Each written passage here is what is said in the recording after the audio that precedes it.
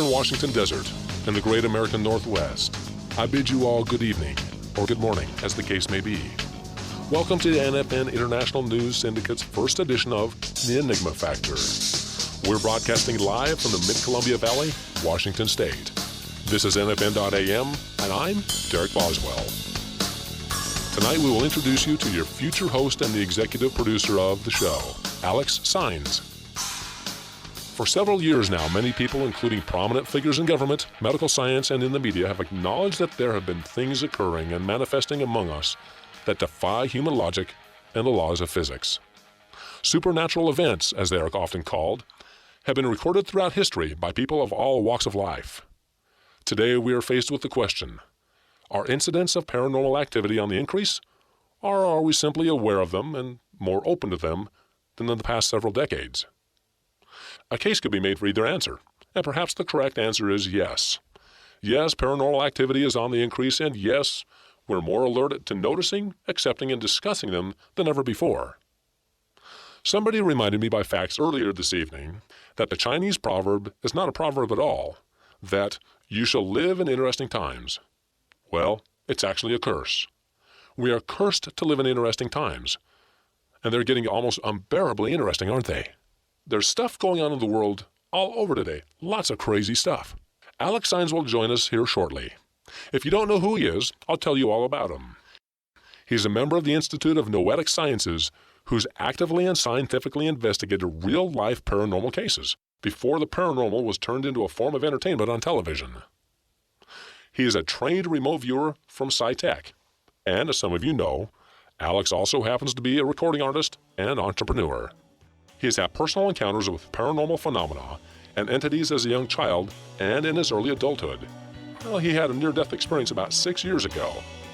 Pretty strange stuff, and what he has to say is pretty strange also. We'll be right back in just a few moments with Mr. Alex Saenz.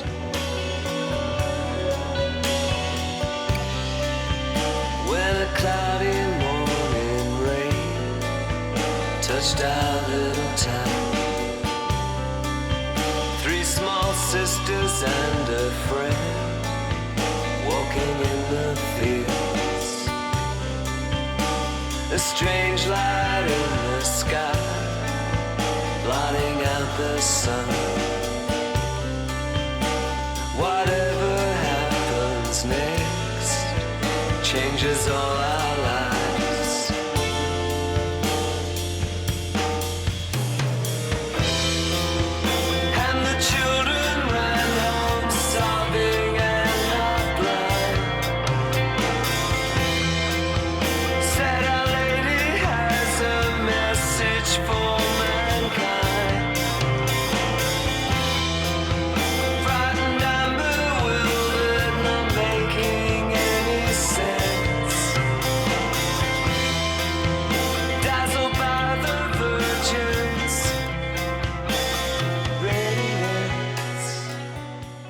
Earlier today, while we were going over program schedules, I got a fax from Alex Saenz. He and his brother Dan Saenz founded the Office of Psychical Anomalous Research about 10 years ago.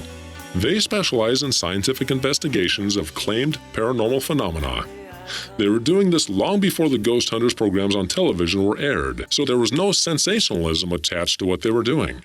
They also do data collection intelligence work utilizing remote viewing, which was the subject of Nightline a few years ago, if you recall, and also on Larry King Live.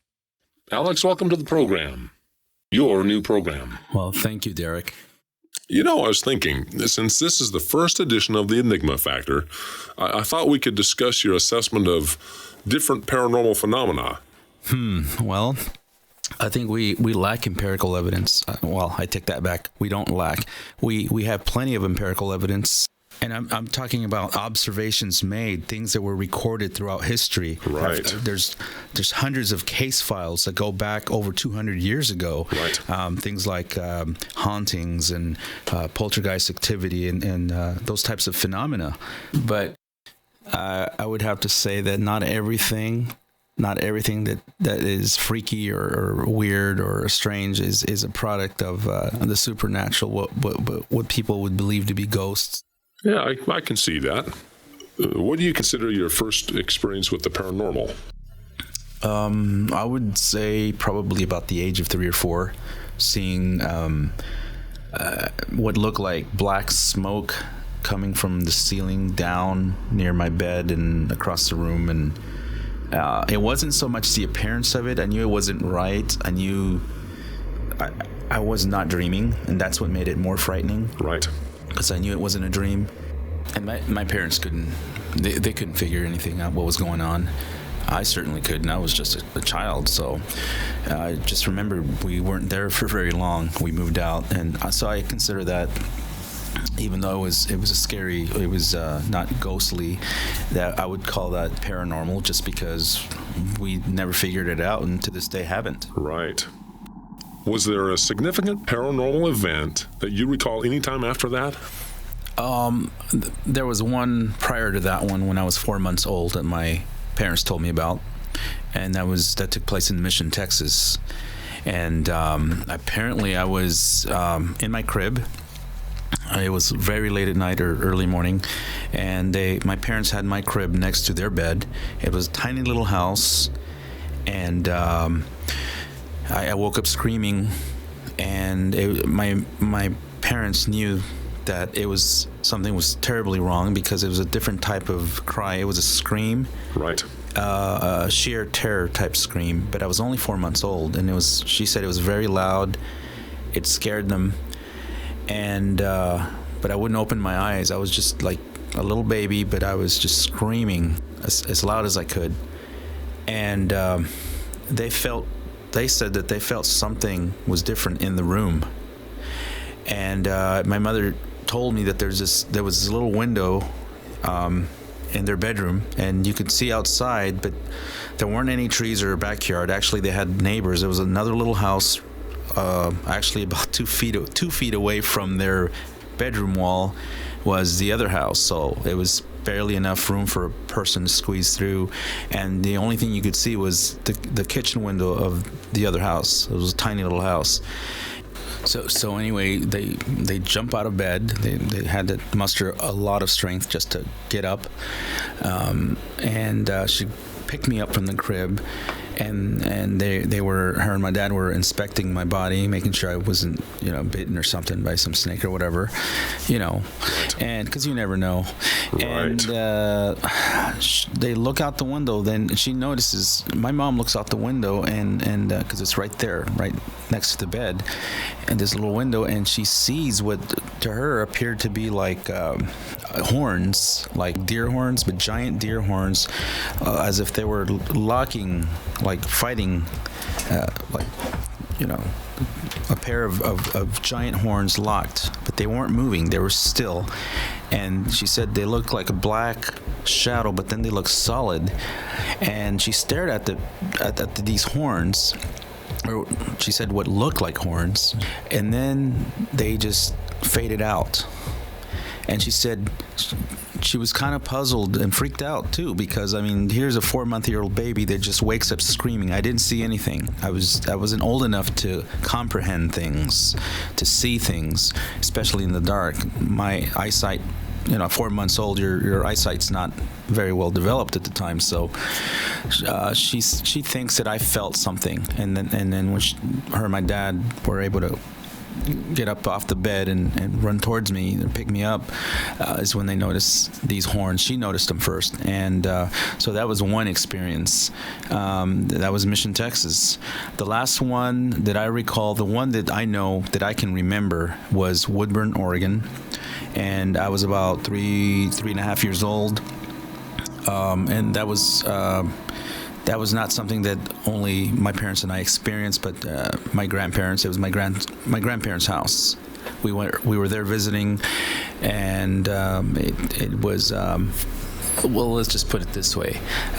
I'm talking full-bodied apparitions, rooms that would suddenly grow cold. Very cold in the middle of summer, knocking, rapping, a lot of objects being moved.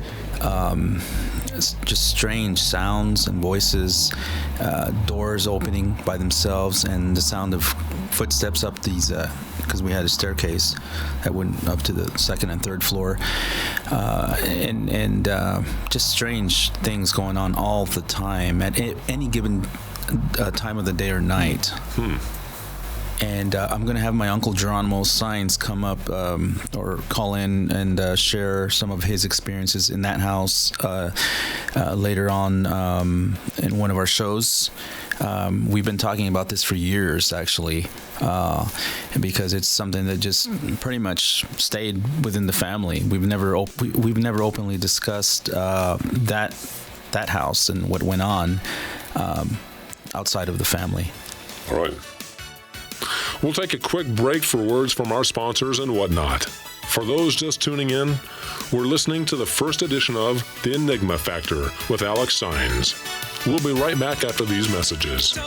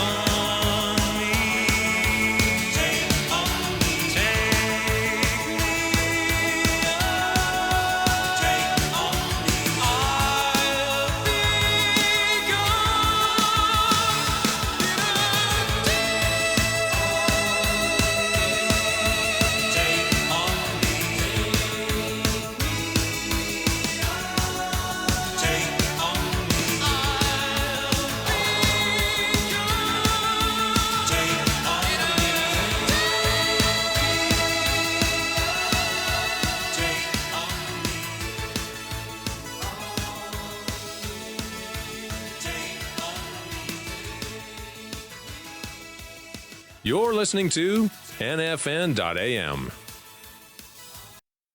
All right, we're back with Alex Saenz. Just to recap quickly, we're discussing the childhood experiences Alex recalls of a pretty major haunting that took place back when he was just a toddler. This was a series of events that several people witnessed and lived through, including his parents and grandparents, aunts and uncles and their visitors, and here shortly, Alex is going to share his first real paranormal investigation experience that took place in the small town of, that's Lazara, Texas? Lasara, Texas, pardon me. Okay. And this is when he first experienced the world of paranormal as an adult. Well, Alex, so what other events occurred at the Woodburn house? Well, as you might imagine, there are many unexplained events that occurred in that house, and one of the ones that sticks out in my head the most besides a couple others. There was this one particular day. It was during the day, and it had been raining. And one of my aunts, who had a bedroom upstairs, went up there to hang up some of her clothes. She had made a couple of clotheslines in her room just to hang up jeans and help my grandmother hang dry some of the clothes that they had washed that day.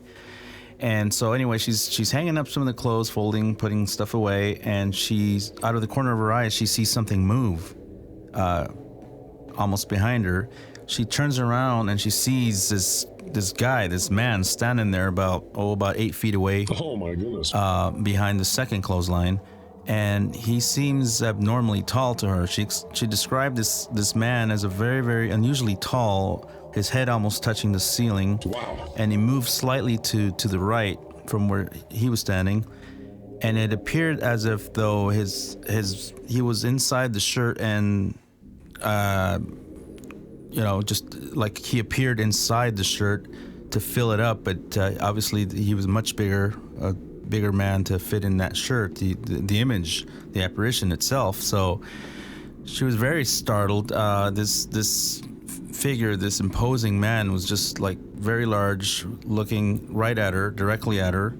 She just froze, and as she looked down towards the floor, noticed that his feet weren't touching the floor. In fact, from about the knees down, his feet, his legs just faded out, and he moved a little bit. She just dropped whatever she had in her hands and ran down the stairs screaming. Went up to my grandparents, told them, she was just, she told them what she had seen. Right. And they went up there and they didn't see anything. Now, for weeks, she did not go up there after that. She was just petrified with fear. And she described exactly what she saw to the T. To this day, she can still recall that. But this was the room that, that got severely cold. We'd be up there and playing or whatever, and then everybody, we could all see the vapor out of our mouths, like as if we were outside during the winter. That's how cold that the temperature would drop suddenly. Huh. And looking back at that, I mean, we never really figured that out. We didn't know that was a symptom of what a classic haunting or whatever. We'd leave the room anytime it'd get like that. Wow. Now, before the show, we were discussing the different classifications of hauntings. Can you elaborate on those classifications?